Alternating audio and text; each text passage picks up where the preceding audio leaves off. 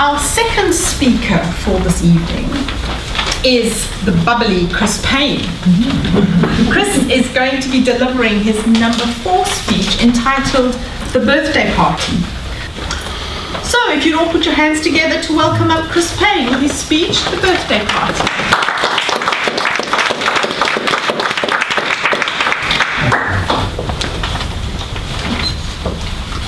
Several years ago, I got an invitation in the post to a birthday party. It was a friend of mine called Andrew, and he's very successful, so he was going to hold it somewhere special. He held it at Hampton Court Palace, of all places. Now, my wife couldn't come because she was looking after the young children, so I turned up on my own, and there were many other people that I knew there. And there was a nice firework display, and we had a lovely meal. And after the meal, we had a bit of entertainment. There was a guy on the piano singing some songs. But it wasn't an ordinary pianist. He'd invited Elton John. So we were going to be entertained for about an hour with just Elton and his piano. Now, you may be wondering how much Elton cost. Would anybody like to guess? £2 mostly. £2.50. Any advance on £2.50? 1,000. Next. 250,000. 50. 50,000. He's got to pay for his flowers, hasn't he? Got to pay for the flowers. Well, that certainly paid for the flowers, but there was an additional, well, it's a lot, another 600,000 quid on top of that, because it was actually $1 million, so it was 650,000 for this cow. So, because he wanted to get his money's worth. So, Elton started to play. As I say, just him and a piano. And when he started to play, my jaw hit the floor. I was stunned by what I heard. What came out of him was extraordinary. He tinkled the piano keys beautifully. He sang like an angel, and there were these melodies to die for. And it was almost surreal because it was so incredible. And it was just a delightfully entertaining experience. And halfway through the evening, some of us started to come to the front. We got up from our chairs and started to dance in front. And one of my colleagues, George, was quite drunk. He said, "Go on, Bruce, let's dance." So we got each other in an embrace like this and we're dancing around. And it was suddenly we're singing "The Circle of Life" really loudly, as you do. I am drunk, but he was. And I looked round and Elton was playing the piano just as Theo is now. And Elton looked me square in the eyes as I was singing, and I thought, oh my God, I've gone to heaven.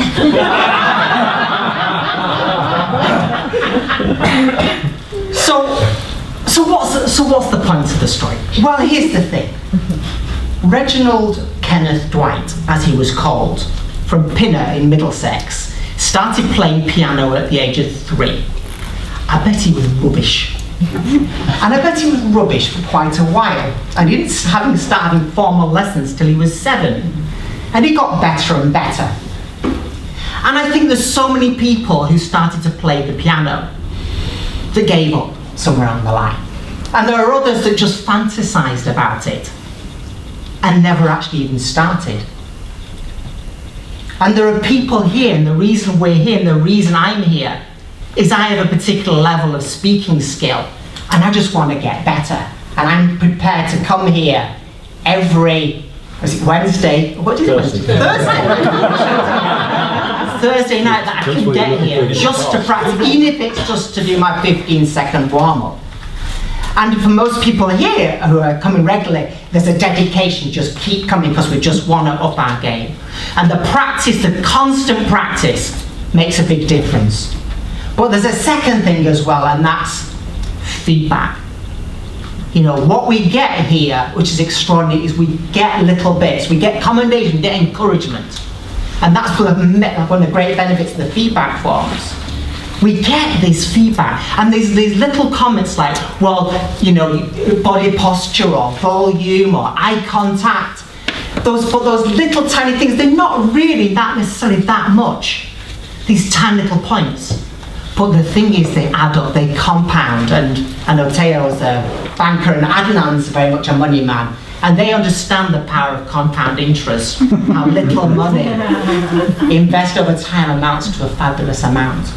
So I think that's the extraordinary part, which is the practice and the feedback. And Andrew invited me to speak in front of his audience, talking about personal growth stuff many years ago, and I was the first speaker, and I cringed afterwards when he sent me the DVD, and I wasn't going to watch it. And I delayed watching this DVD for a year or so because I knew it'd be rubbish. So anyway, one day I did actually look at the DVD, and actually, I wasn't that bad. Which was a relief, actually, and this was, as I say, was several years ago. And what's fantastic is that every time we come here, there's a video. And when I'm prepared to, I do cringe sometimes, think, oh, what am I going to look like? But when I look, I'm always better than I actually thought I was. And actually, that's not bad.